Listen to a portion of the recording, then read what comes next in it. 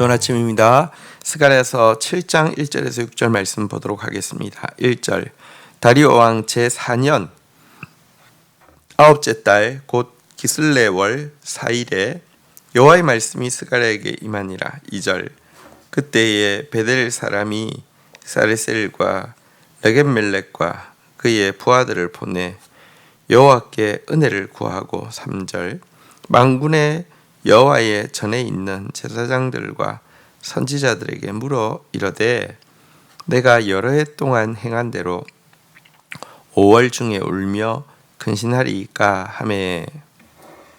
자, 이제 스가랴는 총 4번의 하나님의 말씀을 받는데요. 이제 마지막 말씀이 되겠습니다. 그가 이 말씀을 받은 것은 이제 앞의 말씀을 받은 것에 시간적으로 보면 거의 2년이 지난 것입니다. 워낙 그 다리오 왕 2년 11월에 하나님의 말씀을 8개의 환상으로 한번 받고 그 다음에 또 이렇게 이 여호수아에게 금멸류관을 씌우라는 말씀을 받은 것 이게 있었고요. 4년 다리오 왕 4년 9째 달이니까 거의 그러니까 2년이 지난 때인데요. 이때는 이제 성전 공사가 절반 이상이 이제 진행되어진 때였습니다. 자, 이때 베델 사람이 와서 무언가를 질문했는데 이거 질문에 대한 답을 하나님이 직접 스가랴에게 주셔서 그들에게 답하게 하신 내용이 이 말씀입니다. 베델 사람의 질문이 뭐냐고 하면 예루살렘이 멸망된 이후에 이스라엘 백성들이 금식 절기를 이렇게 제정한 것이 있는데요. 이 절기를 계속 유지해야 되느냐? 이제 성전이 이제 건축이 절반 정도 되었고 이제 곧 성전이 건축될 것인데 이 금식 절기를 계속 유지해야 되느냐 여부를 물어온 것입니다. 자, 그들이 금식 절기들을 만든 것이 있습니다. 5월에 금식이 있었는데요. 이것은 느부갓네살이 예루살렘을 파괴한 것을 기억하기 위한 금식일입니다. 또 7월에도 금식이 있었습니다. 이것은 유다 왕국 붕괴 이후에 이스마엘이 그다랴를 비롯한 많은 그 유대 지도자들을 죽임으로 말미암아 이제는 나라가 그래도 뭔가 대부분이 포로 잡혀갔지만 이 남아 있는 사람들끼리라도 조금 이렇게 뭔가 체계 있게 이렇게 좀 회복될 수 있는 가능성이 무너진 이 사건을 기억하기 위해서 7월 달에 금식하고 있었습니다.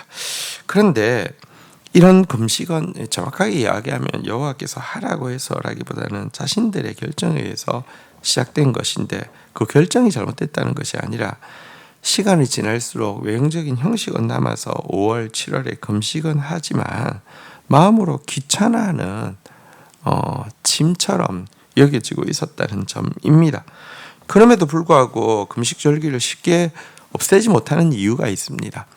뭔가 금식을 하면 하나님이 복을 줄 것 같다는 기복적인 믿음이 그들에게 있었고요. 반대로 하던 금식을 폐지하며 무언가 저주가 올지 모른다는 미신적인 두려움이 그들에게 있었기 때문에 그렇습니다.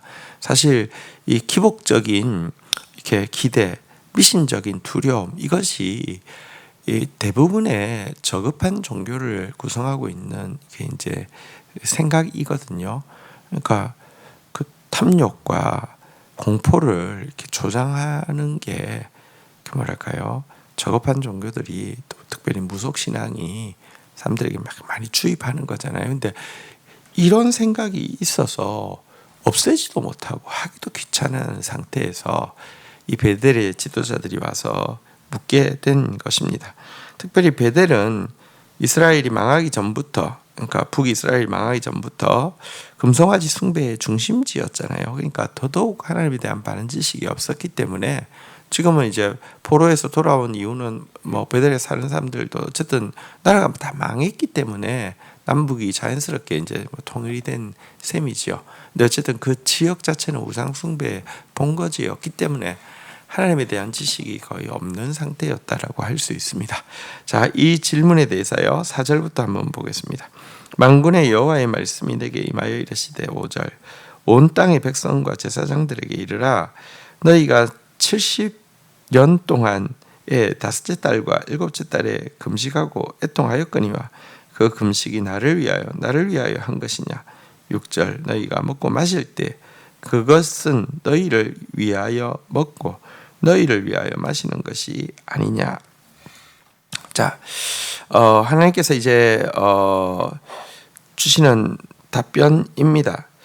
70년 동안 포로 기간에 금식을 한 거 사실 하나님을 위한 것이 아니라 자신들의 종교심을 만족시키기 위한 행위였다라고 말하고 있습니다.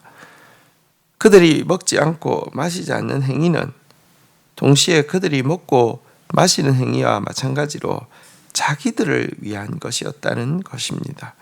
그래서 사실은 바른 금식이란 자기를 비우고 자기 힘을 빼서 하나님의 뜻을 받기 위함인데, 여러분 사실 지금 먹지 않고 마시지 않는 것도 그들이 먹고 마시는 것처럼 자기를 위해서 하고 있었다. 자기의 어떤 기복적인 기대를 혹은 자기의 미신적인 두려움을 이렇게 채우고 회피하기 위함이었다라고 지적하고 있는 것입니다. 그들에게 있어서 문제는 종교 행위가 부족하거나 금식이라 고행이 부족한 것이 문제가 아니라 진짜 하나님의 뜻을 받고 하나님의 뜻을 위해서 살고자 하는 삶이 부족했다는 것입니다. 성경은 이제 신약에서 우리에게 이야기합니다. 먹어도 주를 위해서, 마셔도 주를 위해서, 먹지 않아도 주를 위해서, 마시지 않아도 주를 위해서 무엇을 하든지 하나님의 영광을 위해서 하라고 이야기하고 있습니다. 여러분, 금식 때만 주를 위하는 것이 아닙니다. 먹든지 마시든지 무슨 일을 하든지 우리는 주님의 영광을 위해서 살아야 되는 사람이라는 사실을 분명히 해야 합니다. 주신 말씀 붙잡고 기도하며 나가도록 하겠습니다. 하나님, 오늘 베델 사람들의 질문이 우리에게도 있음을 인정합니다.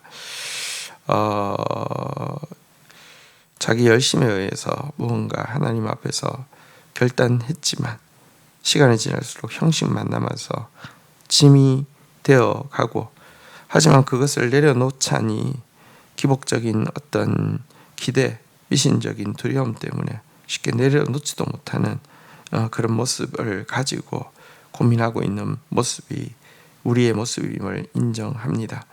그러나 주님, 심지어 우리가 금식을 행하고 있을 때마저도 자신의 생각에 매여 있고 자신을 위한 것이었음을 오늘 하나님의 이 지적에서 발견하게 됩니다.